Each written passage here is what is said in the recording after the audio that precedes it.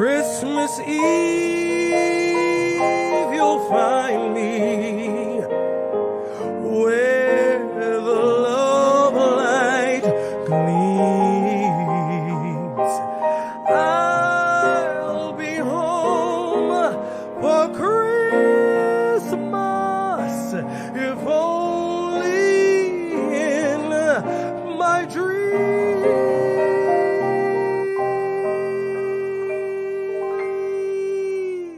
if only in my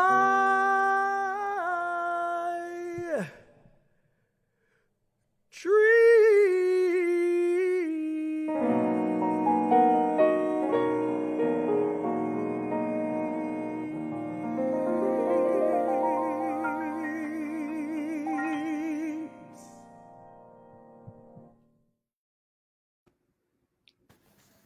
And that's how it is done.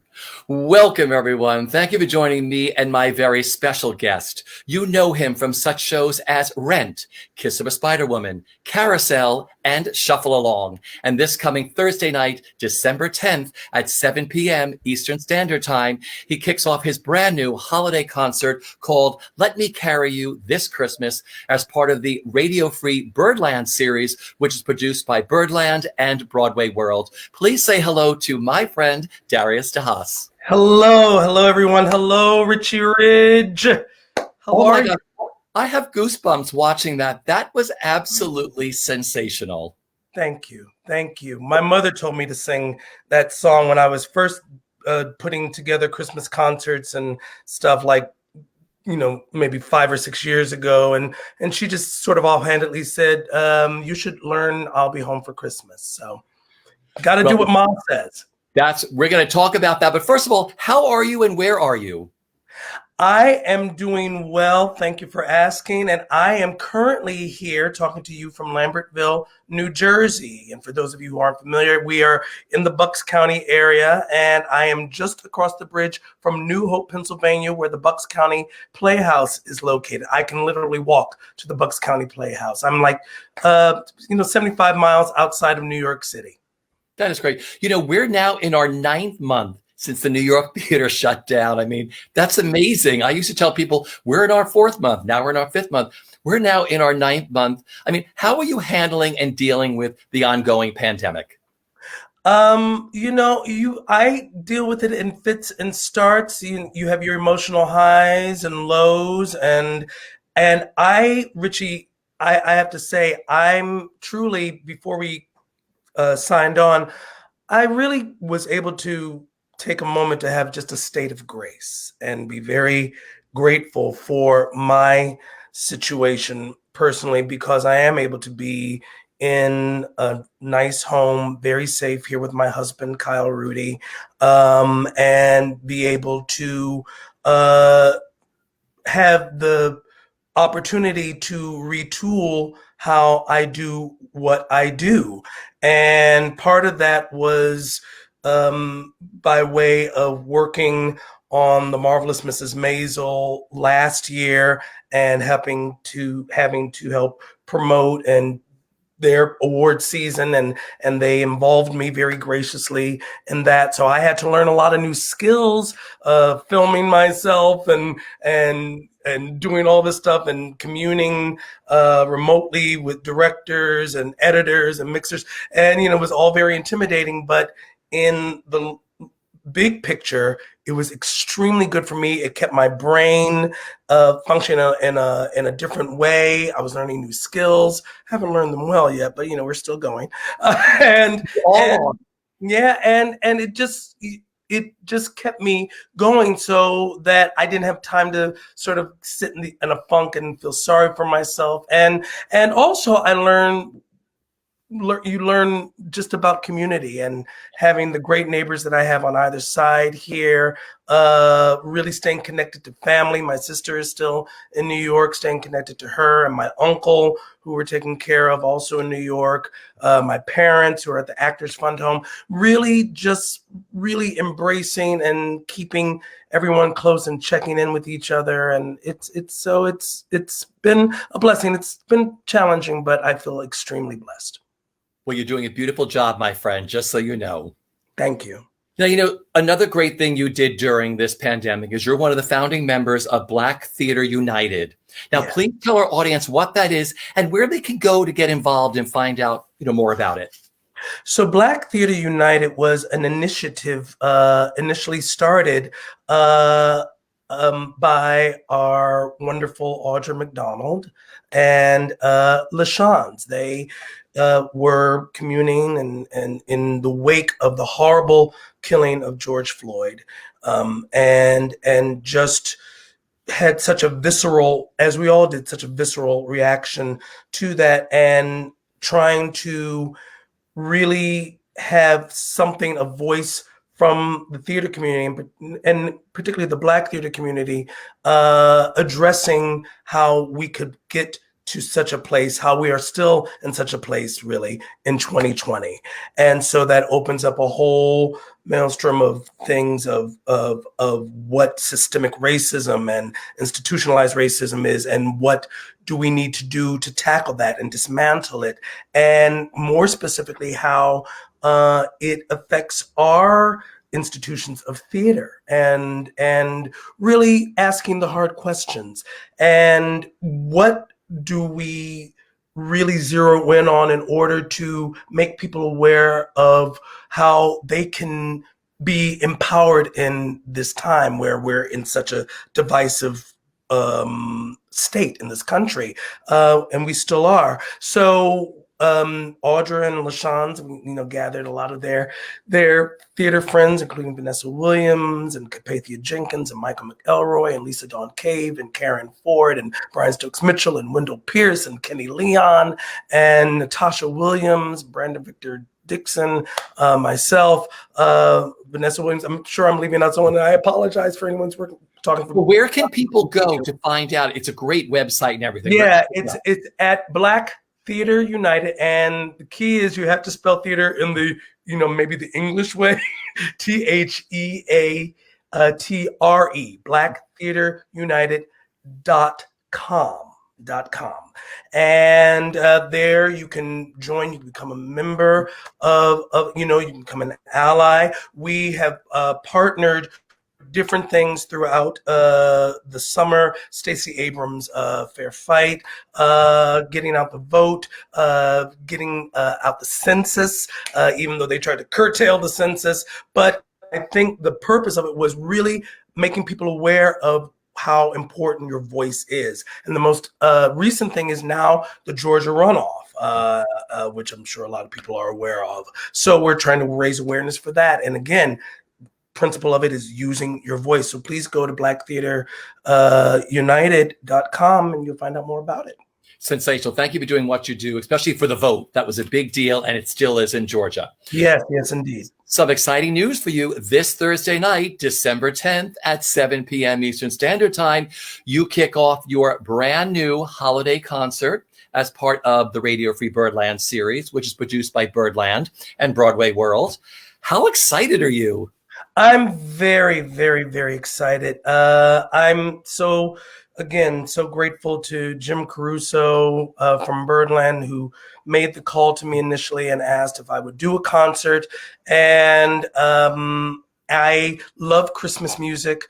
I love holiday music. I knew I could put it together pretty quickly. I love Ted Firth, who plays gloriously on the concert, so I lift him up in the highest esteem, and really just looking forward to sharing it with everyone, and also sharing my new song, Let Me Carry You This Christmas, which the concert is named for, which was written by Tom Miser and Curtis Moore, who I worked with on The Marvelous Mrs. Maisel. So it's kind of a whole family thing. My dear friend Lucio Seixas, wonderful production set designer, did design for me for the show. So I just lift everyone up, and because you can't do it alone. I mean, there were so many hands in helping to do it. So I just am excited to share it with everybody. What are some of the songs you'll be doing? Well, you saw a little clip of "I'll Be Home for Christmas." It really is, and it's so funny, Richie, because when I first started, even though I said I know I can throw it together quickly, it's like, okay, but you have to do it in a certain amount of time. It's like, what are you going to do, and how you're going to have that balance. So what it dictated to me was a mix of old and new, very known and kind of not maybe as known stuff, which is my way. I like to get people with something that's known, and then maybe throw in something that's like, wait a minute, do we know that? Oh, we like it. So stuff like "Have Yourself a Merry Little Christmas," "I'll Be Home for Christmas," "Let It Snow." But then I'm throwing in some things like "Who Would Imagine a King," which was sung by Whitney Houston in "The Preacher's Wife." I'm singing a song called "Cold," which is not traditionally a Christmas song, but I have found a way to interpolate it because of the imagery and the images of cold and snow and the emotional thrust of it. And that was written by Annie Lennox. "Chestnuts Roasting on an Open Fire" this Christmas. And just a whole lot more. So I try to put in a little bit for everybody and see how it all falls together. But what's so funny? It started out kind of as a sort of an old school kind of throwback to the 70s, which was not intentional. So "Give Love on Christmas Day" I'm doing, which was the Temptations and the Jacksons back in the day. A little tinge of Stevie Wonder. So tune on in. I love it. Then you have the maestro himself, Ted Firth. I mean, Yes. we all love Ted Firth. I mean, he's like this mini orchestra on a piano, and he's got this incredible mind of arrangements in what he does, because he lives inside the artist and you live inside him. Absolutely. Right? He really is the personification of such generosity. Yeah. He really, the reason that he works with such a wide array of people like Marilyn May and Brian Stokes Mitchell and so many great artists, and because he really opens himself to whatever our aesthetic is, which sometimes can be all over the place, and just being the perpetual student, as it were, of, okay, well, let's just dive in and see what we come up with. And it's such a wonderful collaboration. It's such a wonderful give and take, and he just plays so beautifully. He's just been an amazing collaborator, and I can't wait for people to hear him. He's amazing. Now, you have some musical tributes too to some of the great artists and singers, like Nat King Cole, yes. Whitney Houston, Sarah Vaughan. Were these people who inspired you growing up? Absolutely. I come from a musical family. My father's a jazz bassist, Eddie de Haas, and my mother's a singer, Geraldine de Haas, formerly Geraldine Bay, who sang with my aunt and uncle as a trio, Annie and the Bay Sisters. So I grew up in a very big musical world, steeped in jazz and popular music, musical theater. And I was exposed to these people early on, even before I could really articulate, oh, that is such and such, and that is such and such. But, my mother's from Newark, New Jersey, and, as is Sarah Vaughan. So we always had Sarah Vaughan playing in the house. We always had all the jazz greats playing in the house. And when my father would go to his gig and my mother would have her gig, Aisha, my older sister Aisha, fantastic singer, actress, would bust out the Shaka Khan and the Stevie Wonder and Angela Bofill and all these others, so that really informs my musical taste and the challenge, but also the great gift of being able to delve in and say, how can I marry all of that in one lovely package? And so, yeah, Sarah Vaughan, Stevie Wonder, Nat King Cole, who's classic, and there's certain people you just don't even fully appreciate until you get older and go, gosh, they are really, there's a reason why they are the perennials. Johnny Mathis, Nat King Cole. There's a reason. Well, let's talk about the new song, Let Me Carry You This Christmas. What does the song stand for? The song initially came out of my experiences of caretaking for my mother and father.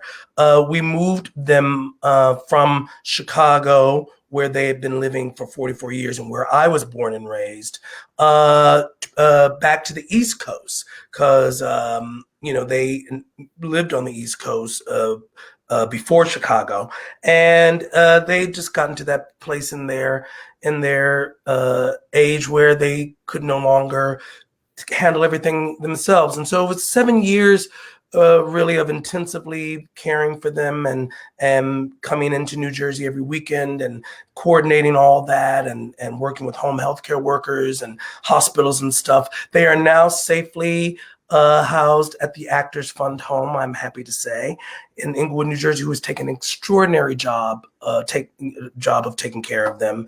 And so the song is about how traditions, family traditions, and holiday traditions change, from parent to child to child to parent. But in this pandemic year, I found because the original plan was to record the song after I'd gotten it from Tom and Curtis Christmas of last year. Yeah. And then the pandemic hit, everything got pushed off, and then August rolled around. I was like, oh my goodness, we have to record the song. And in this year, I found that the song has taken on an even wider meaning of, your chosen family. My husband Kyle, his older sister Susan took care of our mother-in-law, who suffered from dementia and Alzheimer's. So there's a connection to that. There's connection to our essential workers, our frontline workers, nurses taking care of all these people, home health care workers. It is a song basically for everyone, because in some way we've all had to carry someone else, and just the toll that can take on people is just momentous. And so I wanted this song to sort of be a balm, a message saying, look, we see you too, caretakers, and just a reminder, for all of us to, carry each other, even if just in a call or just checking in. That's what it's about. And it also, what I'm also very proud of is that the song also is raising awareness and funds for the Actors Fund, and for an organization called Caring Kind. And you can look them up at caringkindnyc.org, and the Actors Fund, of course, actorsfund.org, with the acronym Let Me Carry You This, which is LMCYTC. I love it. I just love that you've done all this stuff during this. You've turned what could have been a negative into a major positive this season. So thank you for doing that. Now we have to talk about filming the concert, because what I love about Birdland is, especially this Radio Free Birdland series, is that it's beautifully photographed. It's 3 cameras, state-of-the-art sound, lighting, socially distanced musicians. I mean, was it like taping a TV special? What was that day like for you? I mean, you arrive in masks and all this stuff, and right. No audience, and you're like, and here's a big number, and then it's like crickets, no applause. Yeah, well, it was amazing because, my sister had done a concert for them previously. So I had like a sort of an insight, into what that process was going to be. I had a kind of a rough idea, but it was nice to have my sister, come. And plus, a lot of us performers who haven't done a full length concert for 5 months, 6 months, 7 months, and then you're thrust in there and it's like,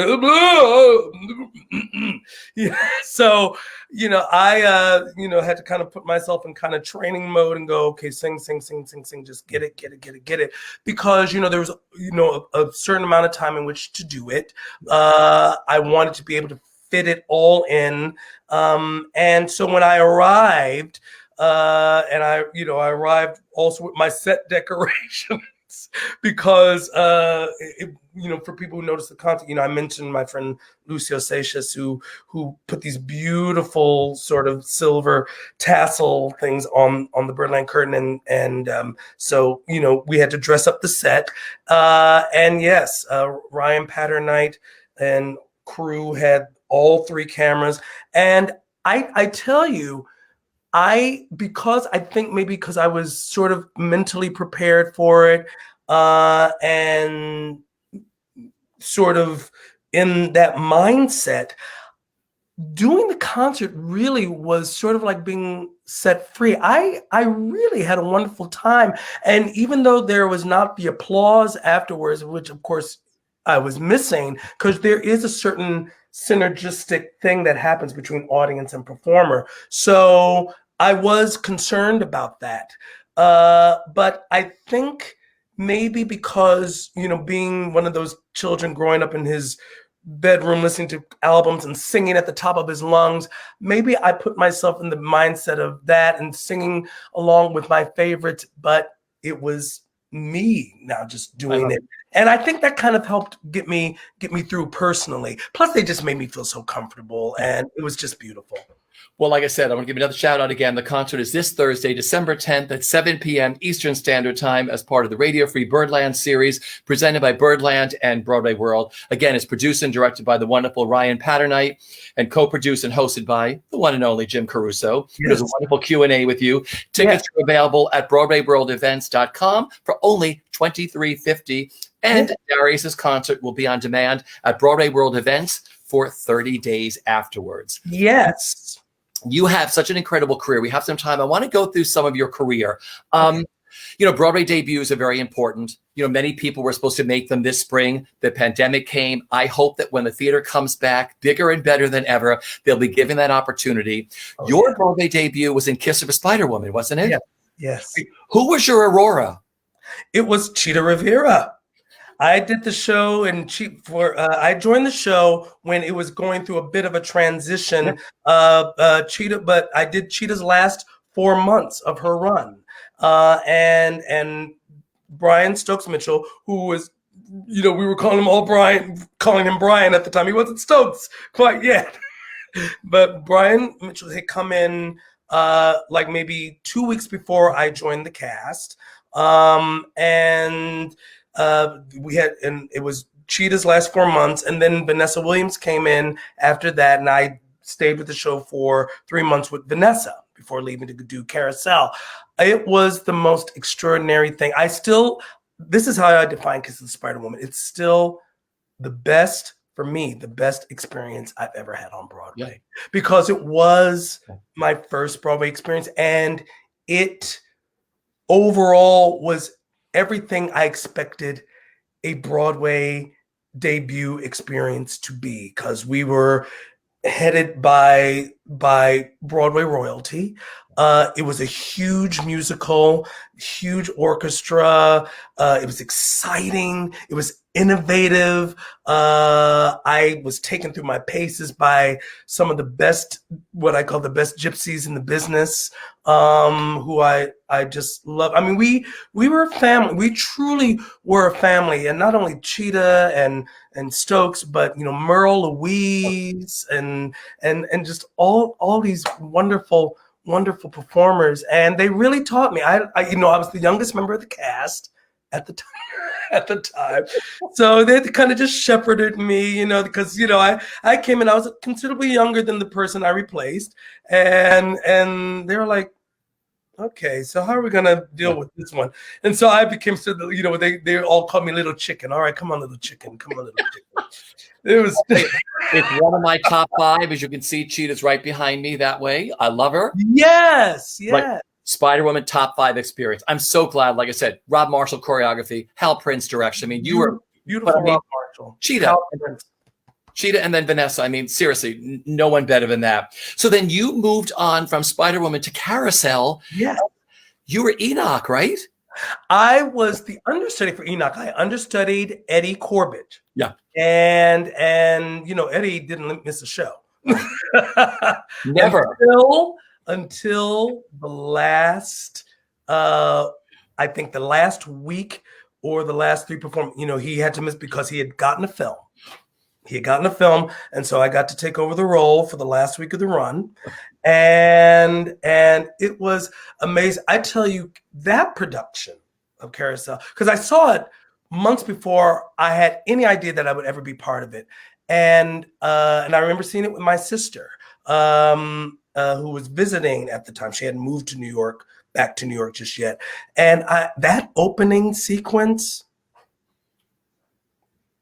I don't think has ever been topped in the musical theater. That opening sequence with Audra and Sally Murphy at the Loom and in that gray sort of background, and then it just pops open into all that color, and it was so vivid, and just how the carousel came on stage, and you're like, how did that happen? How did that happen? I mean, talk about theater magic. It was really amazing. And here's the thing, when I joined the show and I ended up being in it, and I was still like, how are they doing it?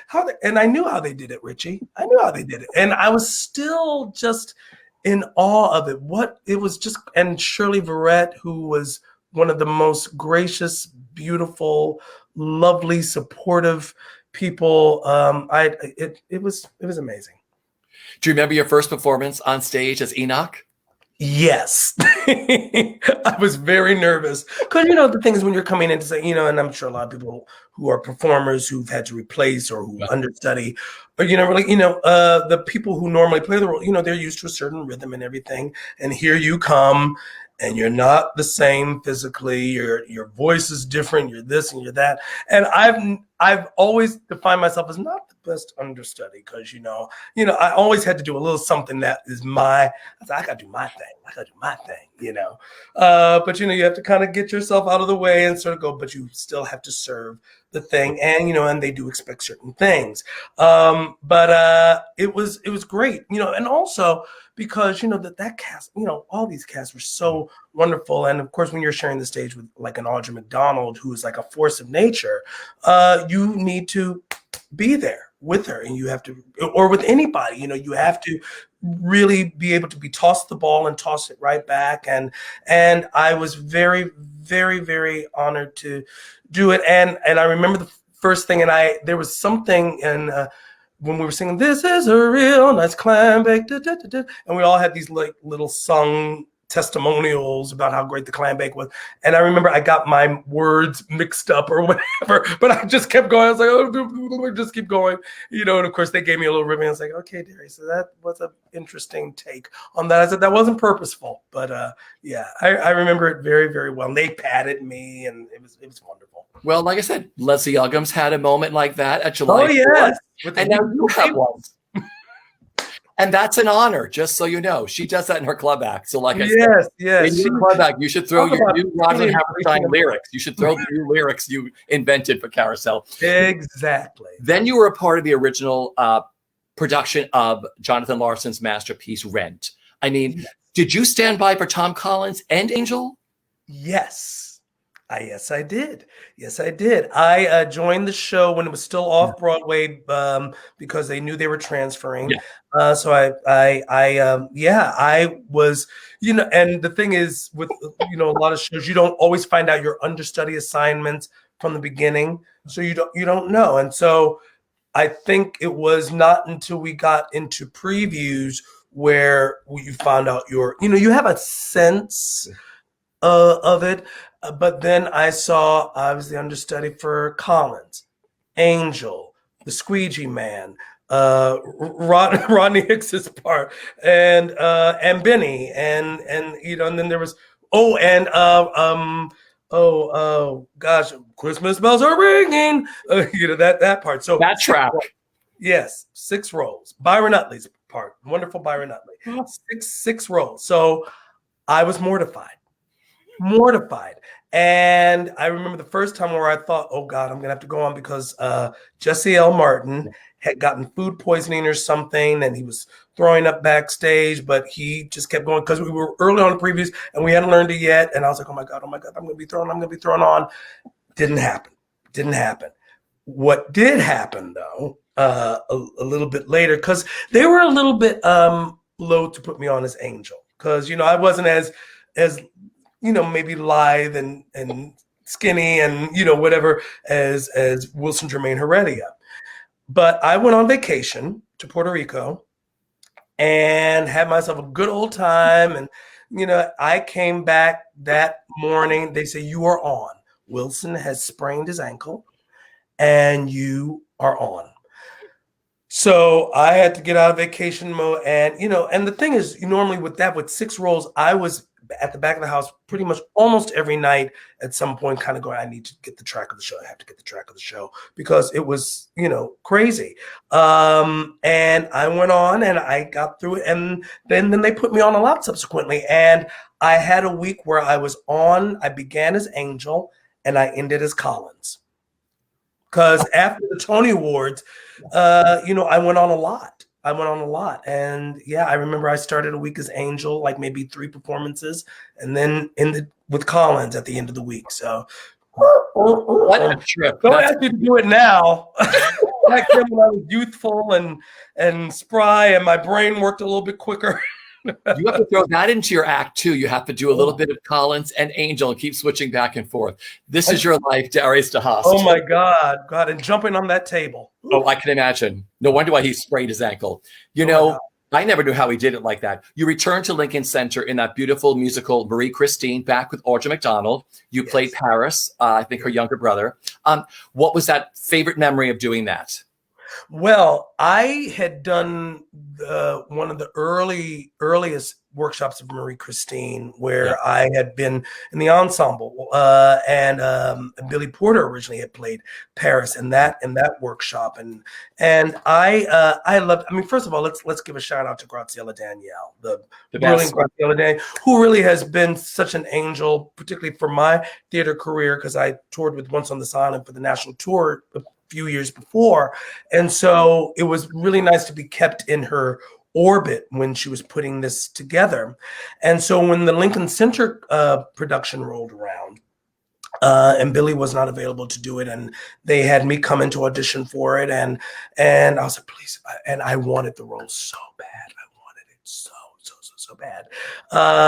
And they did cast me, and so it was just being thrown into a real great, you know, the process of putting together a new musical is always scary. There's so many unknowns.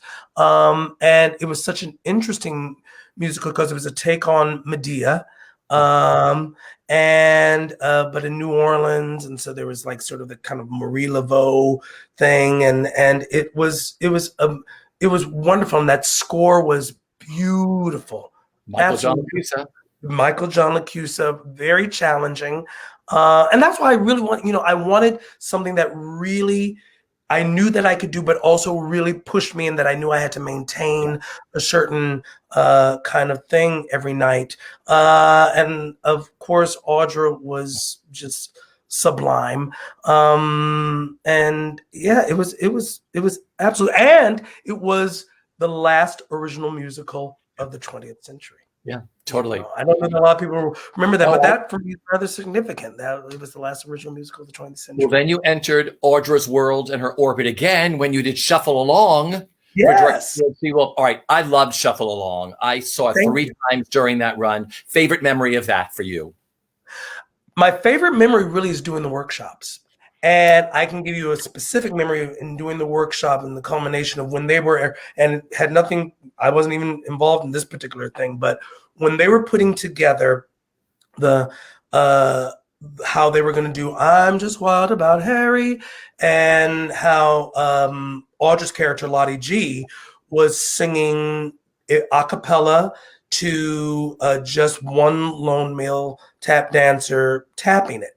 And so when they were trying to figure that out, Savion Glover, who was our choreographer, had to lay down the template for that. And so he was just, they were having Audra sing it. And Richie, I tell you, that to me, again, chills, theater magic, just watching Audra and Savion just sing through and seeing how he matched his phrasing with her phrasing. And it was, I was about to say it was so simple. It's not that it was simple, because, what Savion Glover does is not simple, or what Audra Donald does is not simple, but just in terms of how it was presented, and I was just rapt. Yeah. That is truly one of my favorite memories of that, and just being invited to the party that is George Wolfe. And what you saw, and you saw it 3 times, in the workshop, we tried so many different scenarios, again, putting together a new musical and seeing what works, and being able to really go in and say, how are we best going to convey this story and the background of the story? Because what we were doing, what we were talking about, was edutainment, because it wasn't just enough for us to recreate Shuffle Along and what give our version in 2016 of what it was in 2020, in 1921, but really giving the sense of what that struggle was and the odds all those artists were up against, and how easily those things are taken away and how people forget. That was very, very, very important for people to get in our presentation. And so it wasn't going to be some kind of easy, digestible thing, but just getting the information and how best to convey that information and still make it entertaining and everything. But it was extraordinary. It was an extraordinary thing to be part of. I was so proud of that. I'd never worked with George Wolfe before, so I was so excited to be with him, because he's genius. Savion Glover is genius. Everyone, those performers, genius. That ensemble. Oh, those dancers. One of the most exciting theatrical events I have ever seen, hands down, and top 10. We have to get into Mrs. Maisel for a second. I mean, you're the singing voice of Shy Baldwin. Yes. I mean, how exciting is that? How cool is that? It's so exciting. I love it. The best thing, what I've said, my favorite thing about that is that it was something that I wasn't seeking out. It wasn't something that I was aware of before. I literally got hired on a Friday in August of 2018. And by Monday, I was in a recording studio with an orchestra and with wonderful Leroy McLean, who plays Shy Baldwin, in the studio with me and working with me, and that began the whole journey. I had no idea. I thought it was going to be a one-off, really, even though they had said, well, she is going on tour with him in the next season. But I was like, okay, yeah, but they can do that so many different ways. So when the most recent season came out, and he said, and he was singing, and I had all these original songs to sing as well as these great standards. I loved it because, on that team who I copped for my Let Me Carry You This Christmas video, Matt Shapiro, who was a music producer on Maisel, Stuart Lerman, who was music producer in the studio. We became like this sort of family, and it was so much fun, and I felt it was so wonderful to be accepted for what I could really do, and to be able to give such a vast array of my different vocal strengths, as it were, to sing standards and R&B and popular music, and when I was told he's sort of a combination of Sam Cooke and Johnny Mathis, I got that. I just got it. And I was like, okay, let's go. And they were like, Darius, do you know this song? Yes. Darius, do you know that song? Yes. So it was wonderful. That's going back to when you were growing up singing with your sister's hairbrush in your room when your parents are out putting these albums on. Absolutely. That is a perfect come around moment. Perfect, Richie. Yes. Yes. I love that. Well, we're just about out of time. My final question for you is, what are you the most thankful for this holiday season, and what are you looking forward to the most with 2021? The big question. I'm the most thankful for grace and for a great husband who's taken such good care of me in this time. I'm grateful for my family, and I'm grateful to be able to somehow use what I have to be able to contribute to something bigger than myself. That is what I'm grateful for. And what I look forward to in 2021 is to be able to continue to trust that and to continue to use my voice in the best way, not only to have career highs, but also to contribute to the world at large. Because the world is still turbulent and hurting, and I think we as artists have learned that we need to um, just stay present, and that our voices are powerful things and positive things. Yeah. And all this change that we're asking for is a good thing. That so to keep that going, and I'm proud to be part of that. Well, you're doing a beautiful job, my friend. Once again, I'd like to remind our audience that your concert is this Thursday night, December 10th at 7 p.m. Eastern Standard Time as part of the wonderful Radio Free Birdland series presented by Birdland and Broadway World. Tickets are available at BroadwayWorldEvents.com for only $23.50, and your concert will then be available for 30 days after that at Broadway World Events. What a way to spend the holidays with listening to you sing. I mean, this is going to be so great. I have known you since Kiss of a Spider Woman. I have known you and followed your entire journey of what you've done throughout your career. Thank you so much, Ray. And it is always such a delight to see you. You are a bright beacon of light, and just thank you for doing what you're doing and for keeping theater and Broadway and excitement and all of us so excited about what all of us are doing. And it has done a tremendous service for all of us. So thank you. Thank you. Oh, thank you very much for that. Everybody, until we see you next, please stay safe, wear a mask. Happy holidays, everybody. We'll see you soon. Take care, everyone. Happy holidays.